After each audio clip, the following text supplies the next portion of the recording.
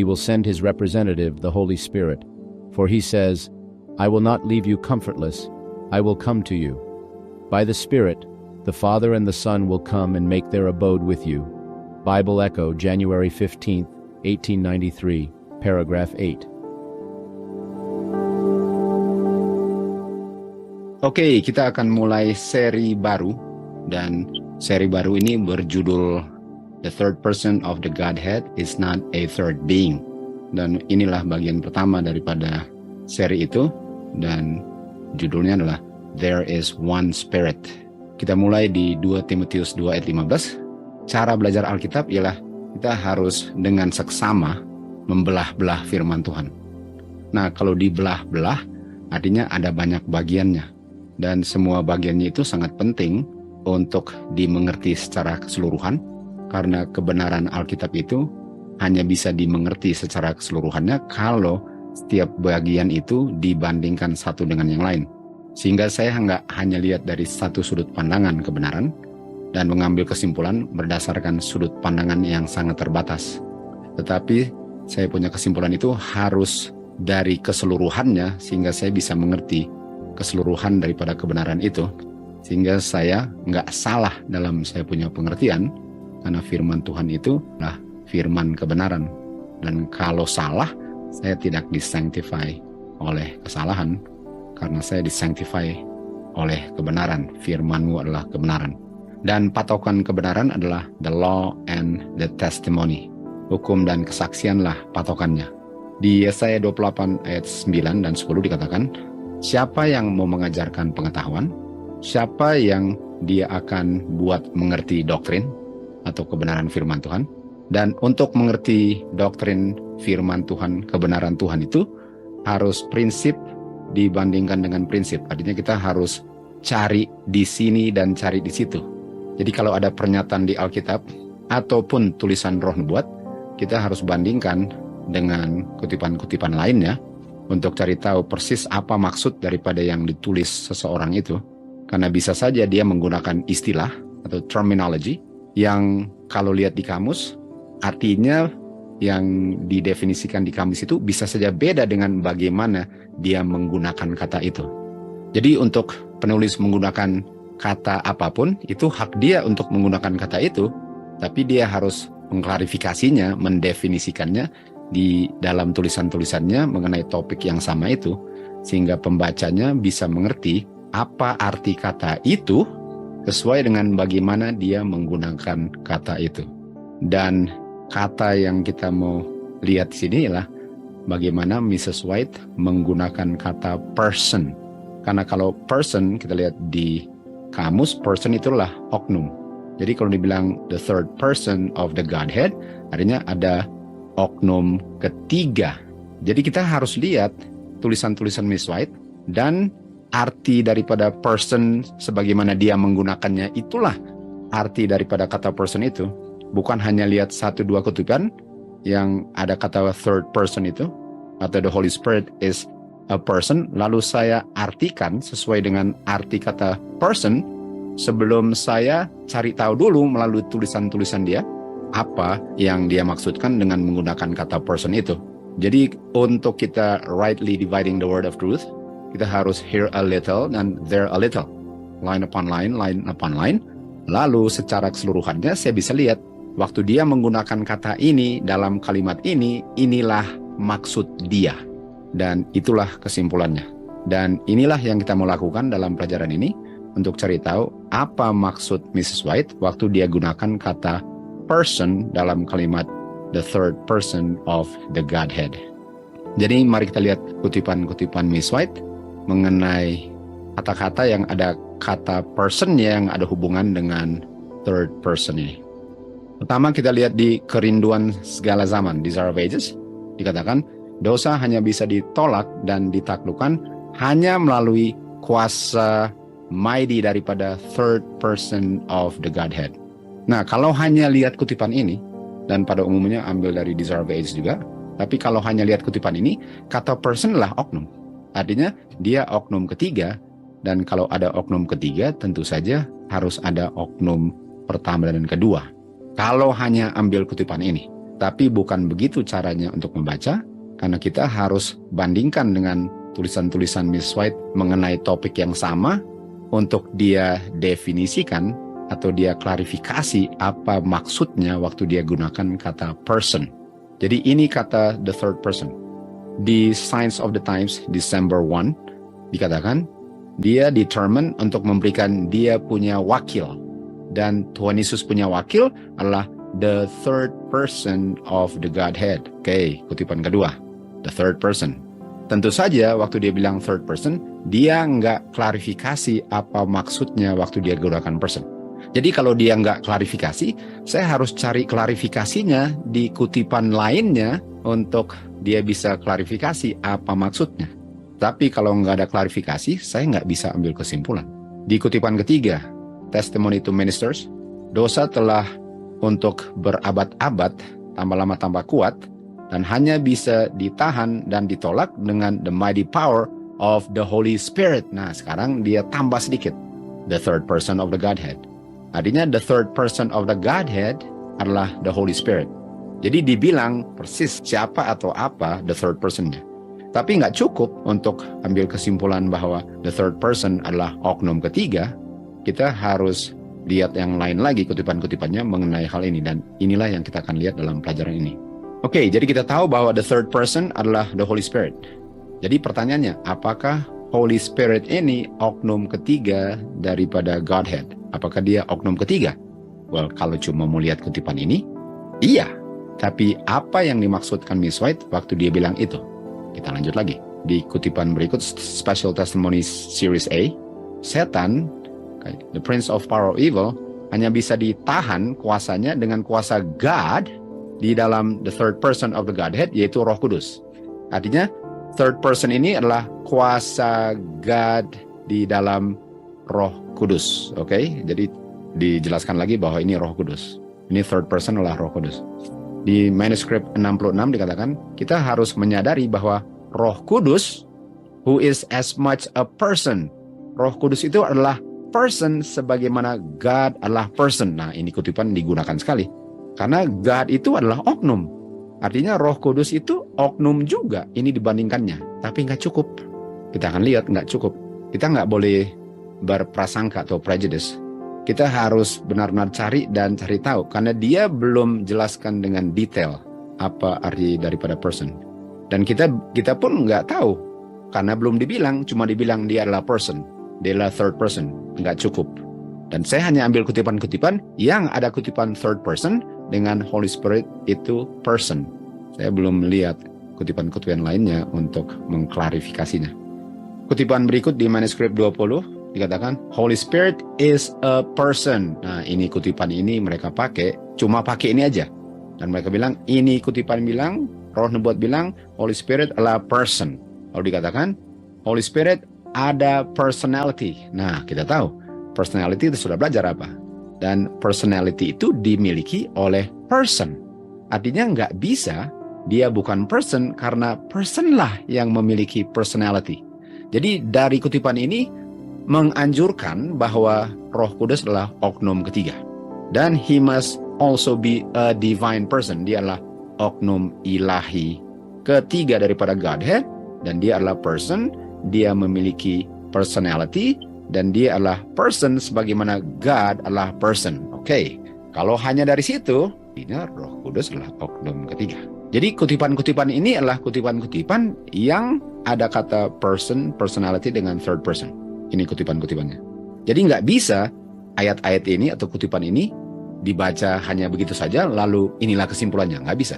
Nggak bisa. Kita harus ke kutipan lain dan ini yang akan kita lihat selanjutnya.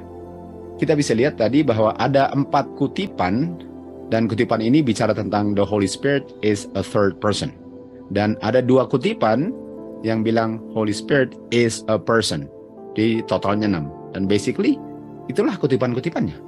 Dan berdasarkan kutipan-kutipan ini banyak mengambil konklusi bahwa Mrs. White percaya Trinitas. Berdasarkan itu. Sementara banyak kutipan yang lainnya yang mereka belum baca dan jelas banget apa yang dibilang Miss White kalau kutipan lainnya dibaca. Jadi boleh dikatakan siapa saja yang dimaksudkan Miss White waktu dibilang Holy Spirit, udah pasti third person kan? Karena third person itu Roh Kudus. Artinya setiap kali dia bilang Holy Spirit, itulah third person-nya. Karena Holy Spirit itu third person itu Holy Spirit, artinya setiap kali Mrs. White bilang Holy Spirit, itulah third person-nya. Jadi berdasarkan Miss White, siapa dan third person ini yang dibilang Roh Kudus kan sesuai dengan dia. Jadi kita harus tanya. Tentu saja jawabannya di kutipan-kutipan dia. Dan kalau kita lihat di sebelah kanan ada definisi tentang person. A person adalah a human being is called a person. Artinya, kalau memang ada third person, harus ada 3 beings. Dan kita akan lihat, Miss White nggak pernah bilang ada 3 being, dan kalau ada pun ketiganya Lucifer jadi setan, dan digantikan dengan being Gabriel.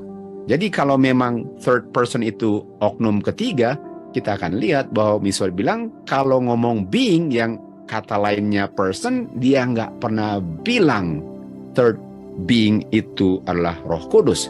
Yang dia bilang, kalaupun ada 3, yang ketiga adalah Lucifer, dan digantikan dengan Gabriel. Dan kalau Roh Kudus itu third person, dia harus bilang the third being-nya adalah Roh Kudus. Sementara dia nggak pernah bilang itu. Dan oleh sebab itu, mari kita tanya Miss White, siapa dan ini third person yang namanya Roh Kudus? Okay. Kita baca di 1S 1 it is the leaven of the Spirit of Jesus Christ. Dia bilang, dia punya leaven daripada Roh Kudusnya Yesus Kristus. Setiap kali dibilang Roh Kudus itu apa? Third person. Karena third person adalah Roh Kudus. Artinya, it is the leaven of the third person of Jesus Christ. Artinya, the third person ini adalah rohnya Kristus. Dan kalau ini rohnya Kristus, itu bukan oknum. Itu bukan oknum. Jadi walaupun Miss White bilang person, tentu saja dia ada maksudnya dan ada sebabnya kenapa dia bilang person, dan itu yang kita akan belajar di pelajaran-pelajaran selanjutnya. Kenapa dia bilang person? Tapi sejauh ini kata person ini adalah spiritnya Tuhan Yesus, dan spiritnya Tuhan Yesus bukan person. Jadi kita harus mengerti bagaimana Miss White menggunakan kata person dan apa maksudnya, dan kita harus belajar. Nggak bisa hanya dia bilang person, artinya oknum. Sementara dia bilang Roh Kudus itu adalah rohnya Kristus. Artinya the third person of the Godhead adalah rohnya Kristus. Kan? Dan namanya apa? The Holy Ghost. Itu dia.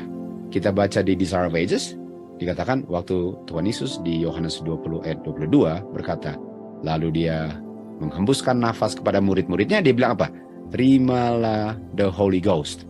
Dan sebelum murid-muridnya bisa memenuhi mereka punya tugas sehubungan dengan gereja, Kristus menghembuskan dia punya roh, dia punya third person of the Godhead kepada murid-murid. Karena setiap kali ada kata Spirit, Holy Ghost, itulah the third person-nya. Dan itu adalah Kristus punya roh. Yang Miss White punya terminology atau istilah atau dipakai untuk menjelaskan rohnya Kristus.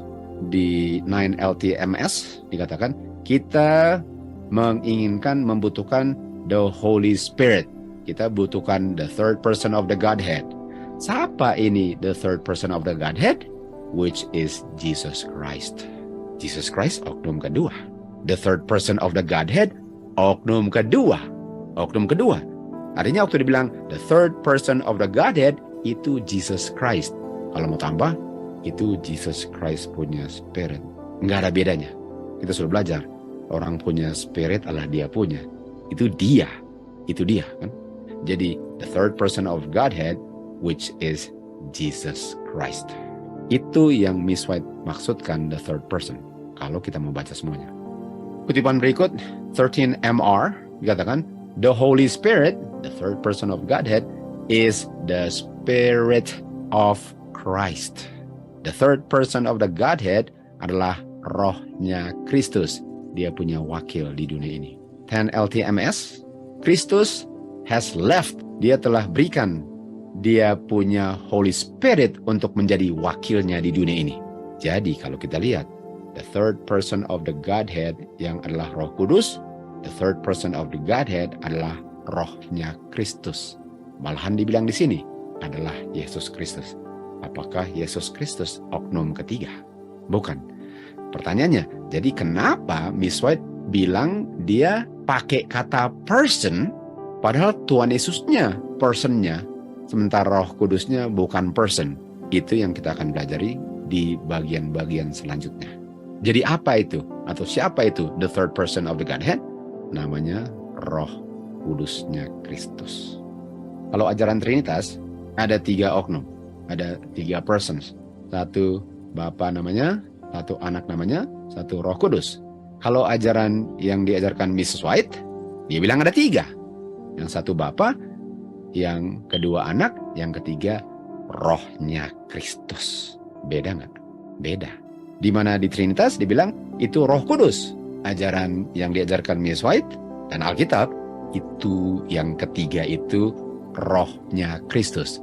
Sementara itu dibilang apa? The third person of Godhead yang adalah Jesus Christ. Nah, kita baca di Special Testimony. Dibilang, they have one God. Mereka ada satu God, Father.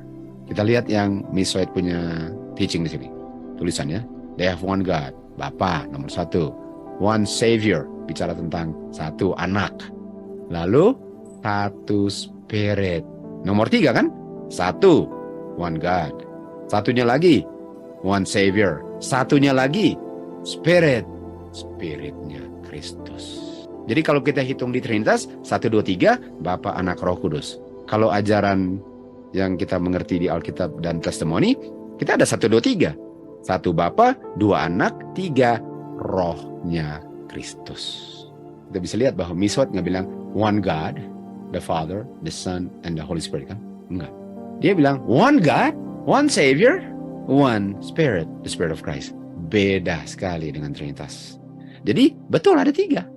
Tapi ketiganya siapa? Rohnya Kristus. Apa artinya one Spirit kalau gitu? Yesaya 40 ayat 13. Kalau kita bandingkan Yesaya 40 ayat 13 dengan Roma 11 ayat 34, Spirit sama dengan the mind. Jadi kata lain Spirit apa? Mind. Nah, kenapa kita mau bahas ini? Karena kalau yang ketiga namanya Spirit of Christ, di Alkitab dibilang Spirit of God. Katanya cuma ada one Spirit yang adalah Spiritnya Kristus. Jadi Spiritnya God yang mana dan? Itu sebabnya kita belajar ini. Jadi kata lain Spirit adalah mind. Sementara Efesus 4 ayat 4 dikatakan one Spirit, one mind. Nah, kita tahu one Spirit tadi dibilang apa? Rohnya Kristus. Sementara di Ayub 33 ayat 4 dikatakan Spirit of God. Nah, ini bicara tentang Bapa, bukan Kristus. Artinya ada 2 Spirit dong, betul? Tadi katanya cuma 1 Spirit, Rohnya Kristus. Artinya ada 2 Spirit. Itu sebabnya kita harus belajar. Sementara di 1 Petrus 1 ayat 11 dikatakan the Spirit of Christ. Jadi ada Spirit of God, ada Spirit of Christ. Ada 2. Kenapa dibilang cuma 1 Spirit? Okay. Artinya kita tahu bahwa ada 2 divine beings, the Father and the Son. Kenapa ada 2 beings tapi cuma ada 1 Spirit? Kenapa cuma 1 Spirit? Kalau 2 beings artinya ada 2 Spirit dong. Kenapa cuma 1? Itu yang kita mau cari tahu sekarang. Rasul Paulus dikatakan, kamu tidak di dalam flesh, tetapi di dalam spirit. Nah, ini spirit, di dalam spirit. Sekarang saya tanya, di dalam spiritnya siapa? Spiritnya Bapa atau spiritnya Anak? Tapi tadi dibilang cuma ada 1 spirit kan? Dan kalau cuma ada 1 spirit, Rasul Paulus jelaskan di Roma 8 ayat 9, dikatakan apa? Kalau rohnya Bapa berdiam dalam kamu, dan kalau kamu tidak memiliki rohnya Bapa dalam kamu, kamu nggak memiliki rohnya Kristus. Jadi yang Rasul Paulus bilang, untuk memiliki rohnya Bapa sama dengan memiliki rohnya Kristus. Artinya 1 roh itu adalah rohnya Bapa yang adalah rohnya Kristus. Nah, pertanyaannya sekarang, kenapa dan cuma dibilang rohnya Kristus kalau ini rohnya Bapa juga? Kenapa satunya bilang Kristus kalau ini rohnya Bapa dan Kristus? Saya bisa mengerti kenapa dia 1 roh, tapi kenapa hanya bilang rohnya Kristus? kita akan jawab di saat kita lanjut. Kita lihat dari E.J. Wagner. Dia katakan, akhirnya kita tahu the divine unity, persatuan keilahian daripada Bapa dan Anak, dari kenyataan bahwa dua-dua Bapa dan Anak memiliki roh yang sama. Satu spirit, roh yang sama, satu spirit. Lalu dibilang apa? Setelah itu Rasul Paulus bilang, mereka yang di flesh nggak bisa please God. Dia lanjut lagi. Lalu dia kutip apa? Dia kutip Roma 8 ayat 9. Lalu setelah dia kutip Roma 8 ayat 9, setelah dia bilang mereka dua, Bapa dan Anak, rohnya sama, dia bilang ini. Di sini kita temukan bahwa Holy Spirit adalah Spirit of God dan Spirit of Christ. Sudah mengerti kenapa cuma ada satu Spirit? Iya, jelas itu. Cuma satu Spirit. Pertanyaannya, kenapa cuma dibilang Spirit of Christ? Jadi kita tahu dua-duanya memiliki Spirit yang sama. Dia akan mengirim dia punya wakil yang adalah Roh Kudus. Lalu dibilang apa? Saya tidak akan tinggalkan kamu tanpa penghibur. Yang Roh Kudus tadi apa dia bilang? Saya. Karena Roh Kudus, the third person of the Godhead, adalah Jesus Christ kan? Saya akan datang kepada kamu. Saya. Karena Roh Kudus itu rohnya Kristus kan? Saya akan datang kepada kamu. Dan cara datangnya bagaimana? Melalui rohnya Bapa dan rohnya Anak dia akan datang dan berdiam dalam kamu. Artinya kalau bilang rohnya Kristus, itu sama dengan rohnya Bapa. Makanya cuma ada satu Spirit. Sekali lagi, kenapa dan dibilangnya rohnya Kristus? Yohanes 14 ayat 16 dikatakan, dia akan memberikan kepada kamu penghibur yang lain. Lalu ayat 18, saya akan datang kepada kamu. Dan saya itu siapa? Rohnya Bapa dan roh Anak. Ayat 23 dibilang apa? Kita akan datang kepada dia dan kita akan berdiam dalam dia. Apakah Alkitab dengan roh nubuat, dengan tulisan pioneers daripada Wagner, satu mind, satu roh. Jadi ada Bapa, oknum, ada oknum Anak, dan ada the third person of the Godhead yang adalah rohnya Kristus yang adalah rohnya Bapa. Cuma ada satu Spirit. Dan Spirit itu Mrs. White menggunakan dia punya terminology dengan bilang itu adalah the third person of the Godhead. Itu bukan the third being. Itu adalah rohnya Bapa yang adalah rohnya Anak. Oke, kita ke Yohanes 6 ayat 63. Bicara tentang Spirit, Yohanes bilang, perkataan-perkataan yang aku ucapkan kepada kamu, perkataan-perkataan itu adalah roh dan kehidupan. Jadi kata lain, roh apa? Kehidupan. Artinya, Holy Ghost itu adalah kehidupannya Bapa yang adalah kehidupannya Anak. Yang dibilang adalah the third person of the Godhead. Nah, kita ganti Spirit dengan life sekarang. Kenapa rohnya Bapa sama dengan rohnya Anak? Atau kehidupannya Bapa sama dengan kehidupannya Anak? Yohanes 5 ayat 6. Sebagaimana Bapa memiliki kehidupan di dalam dirinya sendiri, kita ganti kehidupan dengan roh kan? Jadi Bapa ada kehidupan di dalam dirinya sendiri. Demikian juga Bapa memberikan kepada Anak agar Anak bisa memiliki kehidupan di dalam dirinya Anak sendiri. Artinya kehidupannya Bapa sekarang di mana? Di Anak. Tapi itu kehidupan Bapa, tapi itu menjadi kehidupan Anak. Tapi itu Bapa punya yang diberikan sehingga rohnya Anak adalah rohnya Bapa, atau kehidupannya Anak adalah kehidupannya Bapa. 1 Yohanes 5 ayat 11 dikatakan, Bapa telah memberikan kepada manusia kehidupan kekal. Kehidupan kekal, life. Dan kehidupan kekal ini ada di dalam Anaknya. Ini dia punya Spirit, dia punya life, dia punya words. Ini dia. Makanya Bapa 1, Anak 2, 3 kehidupan kekal mereka, firman mereka, roh mereka yang Mrs. White bilang adalah the third person of the Godhead. Yohanes 1 ayat 4, di dalam Kristus ada kehidupan yang dia terima dari Bapanya, yang menjadi dia punya, yang adalah Bapa punya juga. Makanya 2 oknum, 1 roh, 1 kehidupan. Nomor 1 Mesias bilang, Bapa. Nomor 2 Juru Selamat, Anak. Nomor 3 roh mereka, kehidupan mereka, firman mereka. Atau dia bilang, the third person of the Godhead. Kutipan Selected Messages, halaman 296. Di dalam Kristus ada kehidupan. Kehidupan di dalam Kristus itu bukan kehidupan fisikal yang kita sedang hidup sekarang, bukan. Tetapi kehidupan di dalam Kristus itu kehidupan immortality, kehidupan kekal, dan itu exclusively propertinya Bapa. Jadi kehidupannya Kristus itu miliknya Bapa yang menjadi miliknya anak karena dia anaknya. Dan kehidupan dalam saya bukan itu.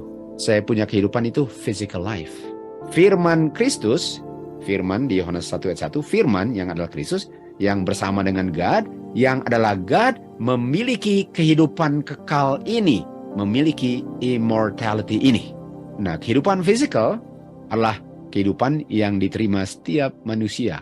Adam dan Hawa, itu yang mereka terima. Kalian, saya, itu physical life. Adam dan Hawa, waktu diciptakan terima physical life.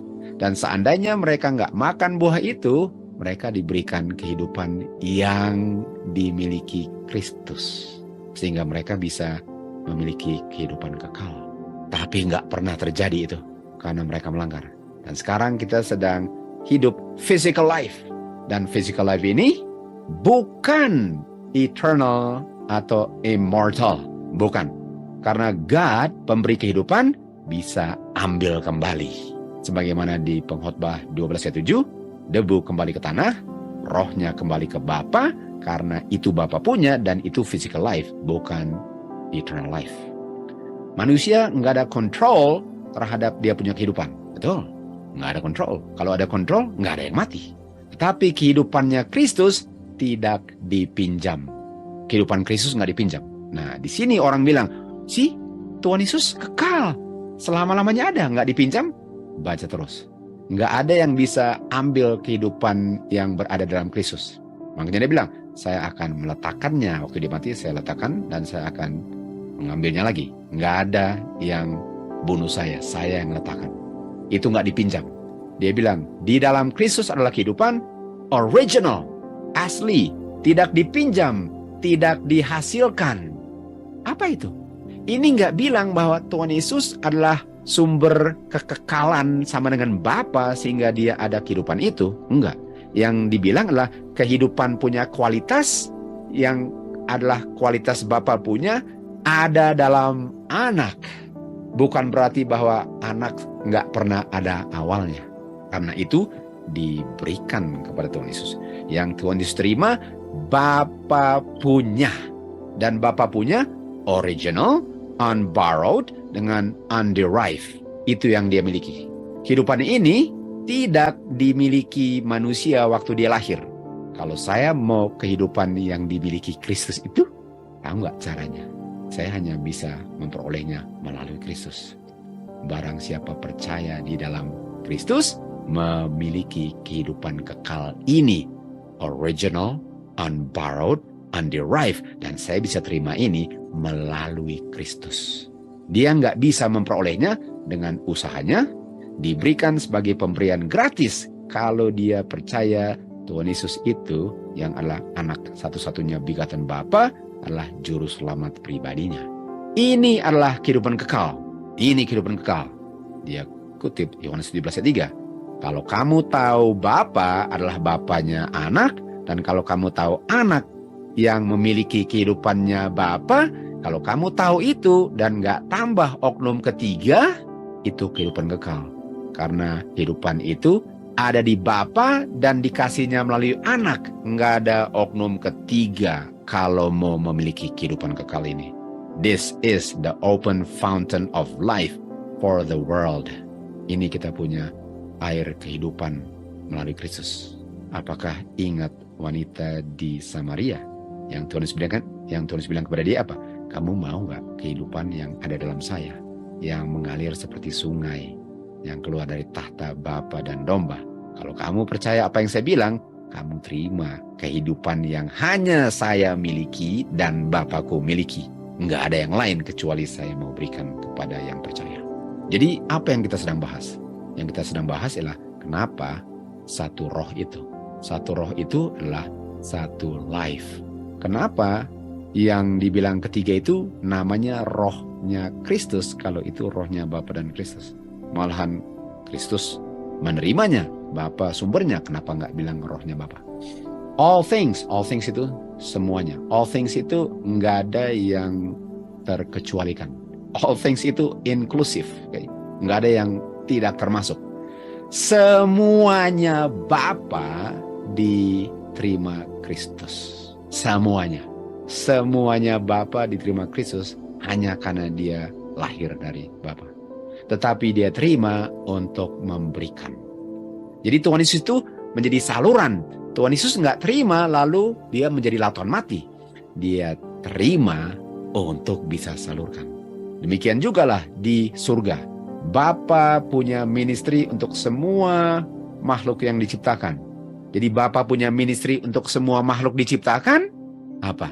Melalui anaknya yang dikasihi, Bapa punya original, unborrowed, underived life, spirit, mengalir kepada kita semua melalui anaknya. Jadi kenapa dibilang spiritnya Kristus? Karena kita terima dari Bapa melalui anaknya. Jadi kita terimanya dari anaknya. Untuk kita itu rohnya Kristus. Karena Bapa mau berikan semuanya melalui anaknya yang dia kasihi. Through the beloved Son, the Father's life flows out to all. Itu sebabnya dibilang the Spirit of Christ, walaupun itu the Spirit of God. Di Review and Herald November 5, kepada Tuhan Yesus, the Holy Spirit diberikan tanpa ukuran. All things Christ received from His Father. The Holy Spirit diberikan kepada Kristus tanpa batas. Patriarchs and Prophets 36, the Son of God, Tuhan Yesus, share, sama-sama duduk di tahta Bapa. Dan kemuliaan daripada Bapa yang eternal, yang gak ada awalnya, mencakup anaknya. Jadi anak duduk di tahta Bapa yang eternal, yang self-existent, dan itu pun semua anak punya. Walaupun Bapa nggak ada awalnya, tapi semuanya Bapa yang nggak ada awalnya, anak punya. Bedanya anak bukan Bapa, cuma itu saja bedanya. Sebagaimana James White bilang, bedanya Tuhan Yesus dengan Bapanya, Bapa duluan ada dari anaknya. Selain itu, all things Christ received from God. 12 MR, Kristus is the eternal self-existent Son. Orang pakai ini, Tuhan Yesus nggak ada awalnya, self-existent. Baca kutipan sebelumnya. Karena dia terima semuanya dari Bapa, semua yang eternal menjadi dia punya, semuanya Bapa adalah dia, kecuali Bapa duluan ada. Dan kalau Bapa duluan ada, artinya ada saatnya anak nggak ada. Tetapi semua yang ada hubungan dengan eternal self-existentnya Bapa, dia punya. Makanya bisa bilang Spirit of Christ, karena terima Spirit of Christ, terima eternal self-existent Bapa punya yang diberikan kepada manusia dari Tuhan Yesus yang memiliki semua itu. Karena semuanya diberikan oleh Bapa kepada anaknya. Youth Instructor December 16, dari kekekalan ada persatuan antara Bapa dan anak yang sempurna. Bapa dan anak dua, Father and Son dua, bukan satu, dua. Namun hampir sekali identical. Apa artinya hampir identical? Bapa bukan anak. Anak ada awalnya. Untuk bilang hampir identical, Bapa duluan dari anak. Bapa bukan anak. Selain itu, kembar. All things Christ received from God. Jadi, the Holy Spirit, karena kita tahu Holy Spirit itu spiritnya Bapa kan, life-nya Bapa kan, artinya Bapa punya kehidupan hadir melalui anaknya. Artinya waktu Tuhan bilang, I will be with you always. Bapa selalu dengan kita. Waktu dia bilang, saya mau kirim saya punya roh. Bapa dengan kita. Di mana ada rohnya Kristus, di situ sama dengan ada Bapa. Karena Bapa hadir melalui rohnya, melalui anaknya yang dia kasihi. Jadi apakah kita ada Bapa dan anak punya roh yang menyertai kita dalam perjalanan kembali ke Eden? Ada. Dan malaikat mereka yang mereka kirim. Apakah surga dikirim untuk tolong kita untuk tidak berdosa? Bapa melalui anaknya is with us, melalui roh mereka. Karena di mana Kristus ada melalui rohnya, itu rohnya Bapa. Identical. Bedanya, Bapa bukan anak. Bapa duluan dari anak. Itu sebabnya ada Bapa, ada anak, dua, dan ketiga, mereka punya roh. Dan karena melalui Kristus, namanya the Spirit of Christ. Tapi nggak ada bedanya dengan the Spirit of God. The life of God. Kristus mau memberikan kepada kita berkat untuk membuat kita menjadi kudus. Dengan memberikan Kristus punya roh, Bapa memberikan kepada kita dirinya sendiri dalam bentuk roh. Coba lihat itu. Dengan Kristus memberikan rohnya kepada kita, God gives us Himself. The Spirit of God datang kepada kita melalui His only begotten Son. Artinya Tuhan Yesus itu adalah channel of blessing atau river of blessing. Kita tahu di Wahyu 22 ayat 1. Ada tahta Bapa, ada tahta domba, lalu apa? Lalu ada sungai. Sungai itu apa? Rohnya mereka yang mengalir dari Bapa lewat anak ke siapa saja yang ke pohon setiap bulan, di mana pohon itu diberikan kehidupan melalui air kehidupan. Dan waktu pintu gerbang terbuka dan bulanan kita datang, kita makan dia punya buah kehidupan yang berada di samping sungai kehidupan yang kita terima dari kehidupannya Kristus, yang dia terima dari kehidupannya Bapa. God, all in all. The Holy Spirit, Spirit of Christ, keluarnya dari the only begotten Son of God adalah God Himself melalui rohnya. 14 MR. The Holy Spirit adalah Kristus punya diri sendiri tanpa oknum kemanusiaannya. Holy Spirit adalah omnipresence, maha hadir. Dia mewakili dirinya sendiri. Itu dia punya diri sendiri tanpa oknum kemanusiaannya. Jadi nggak ada dia punya flesh and blood, tapi itu dia. Dan itu apa? The Spirit of God. Bayangkan. Dan dia hadir di mana saja melalui dia punya Holy Spirit atau the third person of the Godhead. Kita baca di 4MR. Ini bicara tentang the omnipresence, the maha hadir daripada rohnya Kristus yang namanya adalah penghibur. Penghibur itu rohnya Kristus. Yohanes 14:18 dibilang, saya nggak akan biarkan kamu tanpa penghibur. Saya nggak akan biarkan kamu tanpa saya. Saya akan datang. Tetapi saya datang melalui saya punya roh yang omnipresence kepada kamu. Sementara tubuh saya ada dengan Bapa saya punya tubuh di surga. Kami punya roh lah yang akan datang menuntun kamu kembali ke Taman Eden. Jadi kita bisa lihat waktu Miss White bicara tentang the third person of the Godhead, dia menggunakan istilah person untuk menjelaskan bahwa itu kehadiran spiritnya Kristus. Dia nggak bilang inilah oknum ketiga daripada Godhead. Biarlah Mrs. White yang mendefinisikan apa yang dia maksudkan. Dan jangan cepat-cepat mengambil kesimpulan sebelum membandingkan dengan kutipan keseluruhannya berdasarkan topik yang sedang dibahas, agar kita jangan keliru. Dan jangan main terima apa orang bilang, kecuali kamu sudah belajar sendiri, dan dengan seksama, teliti, dan keinginan untuk melakukan yang benar, terimalah yang benar, karena sudah dibuktikan benar. Jangan main terima apa orang bilang, apapun dia punya pengaruh dalam kehidupan kamu. Semoga pelajaran yang singkat ini membukakan mata kita untuk tambah ingin untuk belajar lagi, menggali lagi, dan membandingkan kutipan-kutipan ayat-ayat Alkitab agar kita nggak main terima apa saja, karena keselamatan dan kehidupan kekal kita tergantung dari apakah saya tahu yang benar, dan kebenaran itulah yang akan sanctify saya. To God be the glory. From eternity, there was a complete unity between the Father and the Son. They were two, yet little short of being identical. Two in individuality, yet one in spirit and heart and character.